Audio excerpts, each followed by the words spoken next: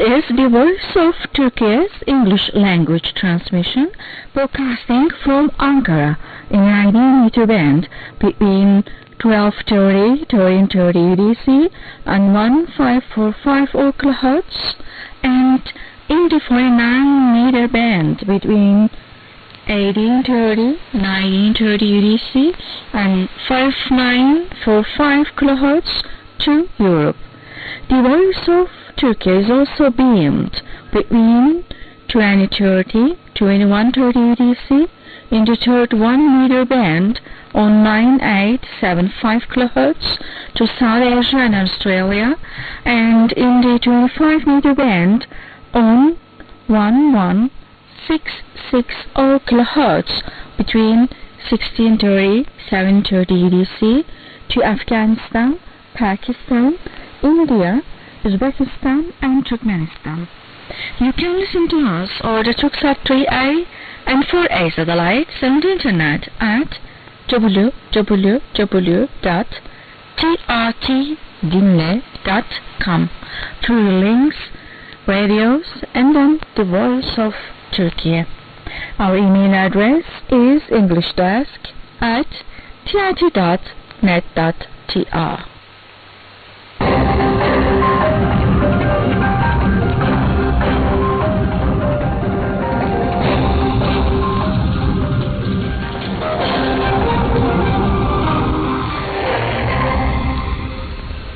Ladies and gentlemen, hello. This is Halil İbrahim Sarıkaya from Voice of Turkey. Today, 23rd of May 2023. You are listening to the news. Turkish president calls on the US to find terrorists who attacked Turkish house in New York. Turkey's president on Monday called the US to find the terrorists who attacked the Turkish house in New York and do what is necessary. In Europe, the terrorist group PKK has seen that things are getting worse and they have started to attack the voters. I probably say that these voters are in favor of the People's Alliance. That's why they attack them. What is more, they have attacked the Turkish house in America, just across from the United Nations building in the US, and broke the windows. Why? You were Democrat. What do you gain by attacking the Turkish house, breaking the windows, said Recep Tayyip Erdogan.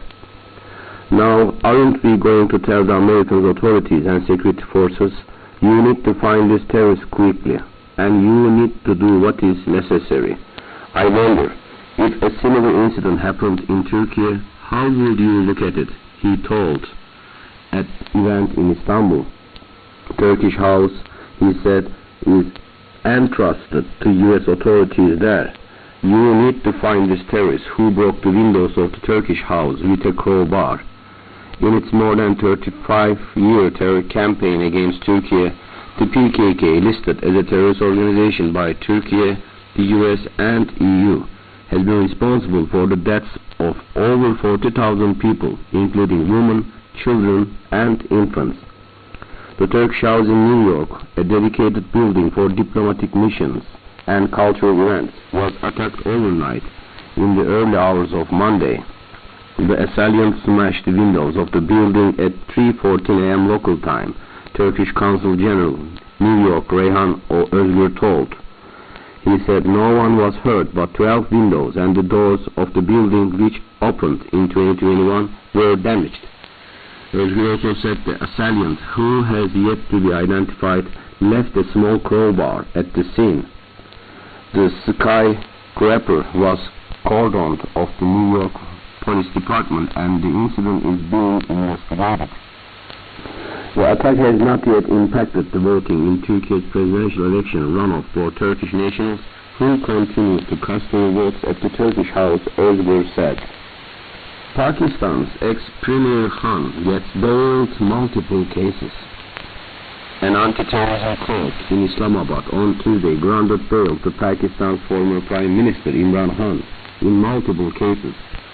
Khan, who has more than 100 cases filed against him since being removed from power last year in April, traveled to capital Islamabad on Tuesday to appear before the UTC. The UTC granted bail to Khan in at least 8 cases until June 8, according to Pakistani broadcaster. Various cases have been filed against Han after violence erupted outside the judicial complex Islamabad during one of his appearances before the court in March. Accompanied by his wife, Bushra Bibi, Han is now set to appear before the anti-graft watchdog Nation Accountably Bureau in case pertaining to the Al-Qadir Trust case. According to Farooq Habib Han's aide and the leader of the Pakistan Tehreek-e-Insaf Party, there are around 150 cases filed against Han. Death toll from Sudan's violence rises to 863. The death toll from clashes between the Sudanese army and the Rapid Support Forces paramilitary group has risen to 863 civilians, according to local medics on Monday. In a statement, the Sudan doctors indicate that 3,531 people have also been injured in the violence since April 15. The NGO said that 28 civilians have been killed in clashes between the two military rivals in Niyala City, the provincial capital of South Darfur province, in recent days. Last week, the syndicate had put the death toll from the violence at 850 and 3,394 others injured. A 7-day ceasefire is set to come into force between the army and the RSF on Monday, following talks between the two conflicting parties in Saudi Arabia. A disagreement had been forming in recent months between the army and the RSF over the paramilitary groups' integration into the armed forces, a key condition of Sudan's transition agreement with political groups. Sudan has been without a functioning government since October 2021, when the military dismissed Prime Minister Abdullah Hamdok's transitional government and declared a state of emergency in a move decried by political forces as a coup. Sudan's transitional period, which started in August 2019 after the ouster of the President Omar al-Bashir, had been scheduled to end with elections in early 2024. 1.5 million votes cast abroad so far in second-round presidential elections. Voting by Turks living abroad continued Monday for Turkey's May 28 presidential runoff elections, with all 1.5 million Turkish nationals casting ballots at the country's foreign mission and custom gates. And overseas voting began on Saturday.